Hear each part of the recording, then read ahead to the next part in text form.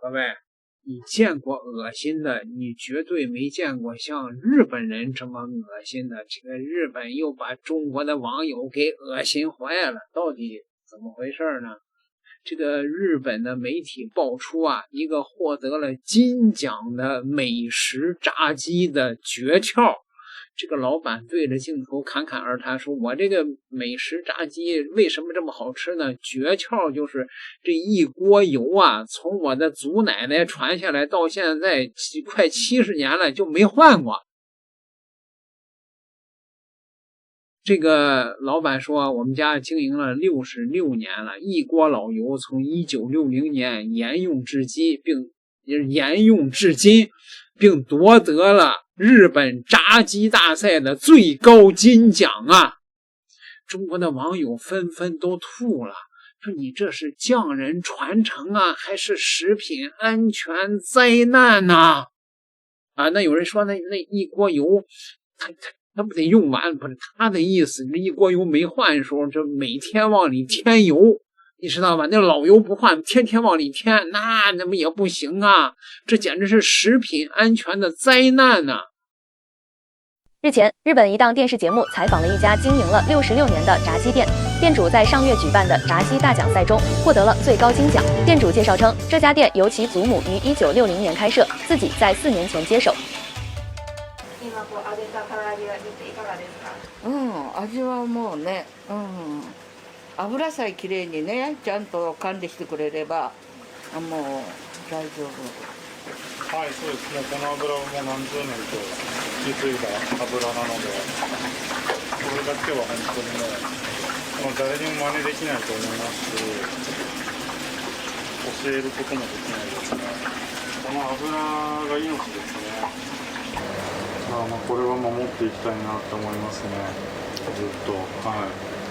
だからね、いつも油だけは気をつけないよってね、口酸っぱく言って、油が第一だからね。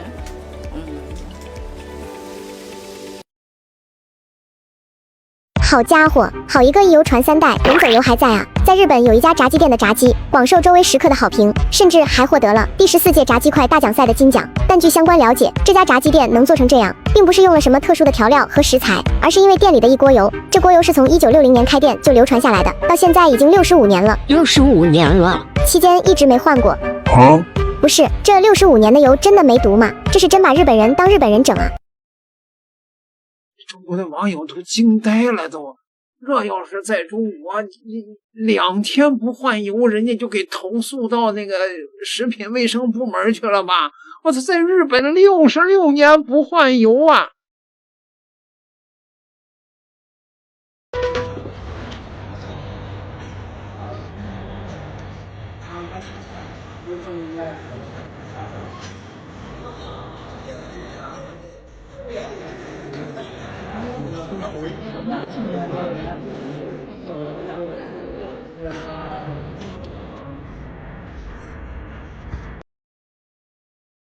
炸东西剩的油反复加热，产生苯余丁1级致癌物，长期吃这种油增加胃癌、肠囊风险。炸油最多再用1次，必须滤渣，油温别超180度，冒烟就太高了，剩癌物翻倍。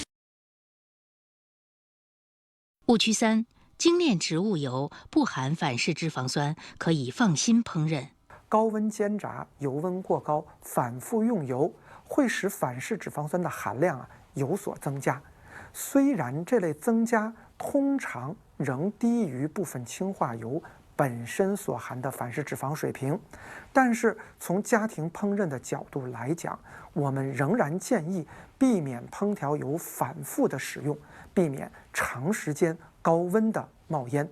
远离过量反式脂肪酸的小窍门：少吃深加工食品，减少糕点、饼干、酥类食品、奶茶、速溶咖啡、油炸食品、膨化食品摄入。这类食品是工业反式脂肪酸的主要藏身地。烹饪时优先选择蒸、煮、凉拌，控制油温不冒烟，避免高温煎炸。食用油不要反复使用，减少反式脂肪酸的额外产生。把饮食重点放在天然、新鲜、少加工食物上，从源头减少反式脂肪酸摄入等。人家日本人可不管这个，一游传3代，人走油还在，这简直是致癌的仙丹呐！谁他娘爱吃谁吃去。一说起这个日本的昭和料理，好多的这些大侄子们啊，就有一些说法，说日本的料理那是工匠精神呐，精致干净，到底怎么回事啊？我来给你揭开所谓的日本的工匠精神的内裤吧。在高端餐饮的鄙视链里，日料曾一度占据顶端位置，靠着匠人精神4个字，一块刺身，一管寿司，一串烧鸟就可以给你卖到天价。媒体不厌其烦地讲述他们一生只干一件事的传说，衣领里也有马桶水能喝的传闻。但我要说放屁！今天就让我来告诉你，所谓的匠人精神不过是昭和老登的遮羞布。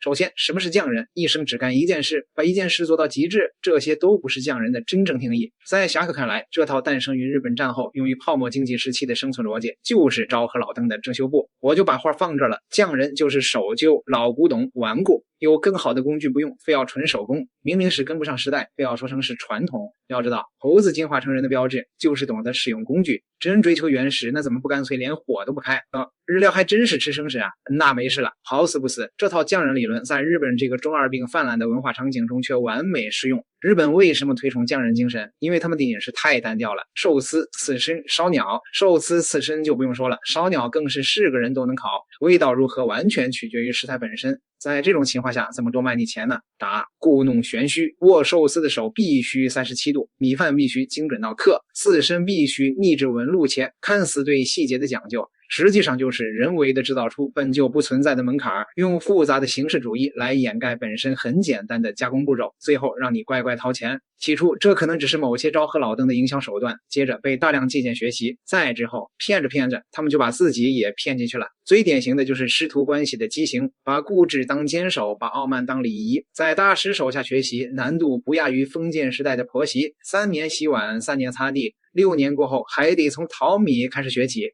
对错不重要，服从才是核心。在侠客看来，这不就是下雨天浇地，脱裤子放屁？你坚持一辈子纯手工，为的就是把人训练成机器，徒弟不敢质疑，师傅顽固独行，怪不得一辈子做不出创新的。而匠人精神的那套商业包装，更是让本就没什么水平的日料溢价更加严重。日本岛国资源有限，古代进入千年，食材单一，分量偏小，烹饪朴素，本来是生存无奈，结果在匠人精神的加持下，这些都有了合理的含义。分量小是节制不浪费，食材少是尊重原味，烹饪简是凸显天赋，摆盘空是禅意留白。第一次听到有人把穷酸说得如此的清新脱俗啊，这何尝又不是日本人的阿 Q 精神呢？寒酸被美化成高级，匮乏被升华为哲学。你越是不理解，他们越是用专业术语拉高门槛，他本可以直接抢钱的，居然还给了我一顿吃不饱的饭，把匠人精神当敛财工具，把昭和傲慢当文化高级，把玄学话术当专业权威。当遮羞布被掀开，人们会发现，最好的料理没有那么多玄学，没有那么多规矩，没有那么多辈分。别为昭和老登的固执买单，别为精心编造的神话溢价，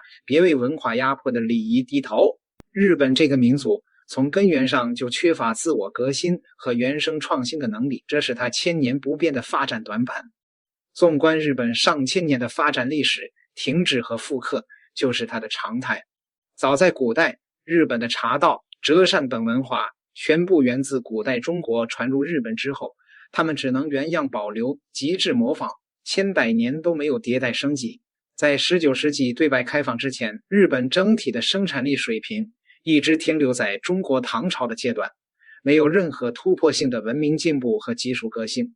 2战之后，日本快速崛起，让很多人误以为日本科技强大，创造力顶尖，但拨开表象就能看清，日本从来没有底层原创的核心技术。它所有的优势产业，从半导体、相机设备到游戏产业、传统燃油汽车，全部是依托他国的基础原理做2次改良、精细加工和产品落地。他所谓的工匠精神，所谓的极致细节打磨，本质不是创新能力，是极致的复刻和微调。可以把现成的技术做到精细，却永远造不出全新的底层原理、全新的行业赛道。工匠精神在稳定时代是优势，在迭代飞快、创新为王的现代时代就是致命短板。没有原生创新能力，就意味着它永远无法引领时代，只能依附时代红利生存，一旦时代风口改变，它没有任何转型翻盘的能力，只能被动衰落。最近7、8年，日本的产品品质更是断崖式下滑。过去大家印象里，日本产品耐用、稳定、故障率低，如今早已不复存在。根本原因就是全球产业竞争加剧，新能源、智能科技全面迭代，日本跟不上节奏，卷不过中美主流产业体系，为了压缩成本、苟活市场，只能不断缩减品控，产品质量肉眼可见的变差，底层创新枯竭，产业迭代停滞，这是日本衰落的根本内因，也是它走向绝望的第一步。其次，曾经支撑日本立国的所有王牌产业，如今已经全线崩塌，彻底丢掉了全球竞争力。过去几十年，家电、燃油汽车、光电面板是日本称霸全球的3大支柱产业，也是它发达国家地位的核心底气。而现在，这些优势赛道已经被中国全面替代，彻底碾压。在家电和电视领域，中国品牌早已深度占领日本本土市场。截至2024年年底，中国电视品牌在日本市场的占有率突破50%。我们熟知的老牌日本家电品牌三洋电视如今归属海尔，东芝电视如今归属海信。日本本土电视市场的头部4强里，中国企业独占3席，整体市场占比达到75%，剩余的份额也会在短时间内被持续蚕食。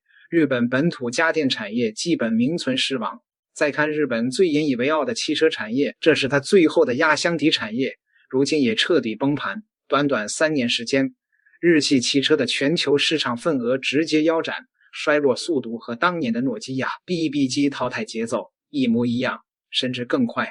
2023年，中国汽车出口量正式超越日本，登顶全球第一。仅仅2年时间，差距彻底拉开。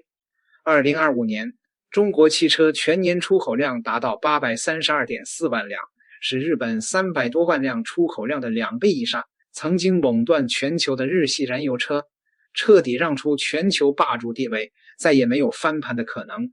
除此之外，光伏产业、液晶面板、智能手机、互联网产业、人工智能、新能源赛道，这些当下全球最赚钱、最有未来的高端产业，全部被中国和美国垄断，日本全程缺席，一口时代红利都没有吃到，所有传统优势产业全面衰退，所有新兴高端产业彻底空白，这就意味着日本彻底失去了未来的增长空间。所谓失去的30年，不是停滞不前，是持续倒退。最后，产业崩塌叠加先天短板，让日本彻底陷入全方位的国家绝境，这也是他敢冒险动武的核心原因。日本是一个先天资源彻底匮乏的岛国，土地贫瘠，没有矿产资源，没有原油储备，所有生存和工业需要的物资全部依赖进口。现如今的日本，人口危机、经济危机、资源危机3重危机同时爆发，国内老龄化极其严重，死亡率已经超过出生率2倍以上，人口持续负增长，社会活力彻底枯竭，国内通货膨胀持续加剧，物价居高不下，民众生活压力暴涨。为了维持基本运转，日本已经被迫启动国家战略石油储备，资源消耗已经透支家底，经济层面更是雪上加霜。日本已经连续5年出现贸易逆差，简单来说，就是每年进口消耗的财富远远大于出口赚取的财富。一个靠出口工业产品立国、靠进口资源活命的国家，长期贸易逆差就是无解的死局。看完了这一集，你觉得日本恶不恶心啊？但愿你没在吃饭啊！点个订阅，咱们下集再聊。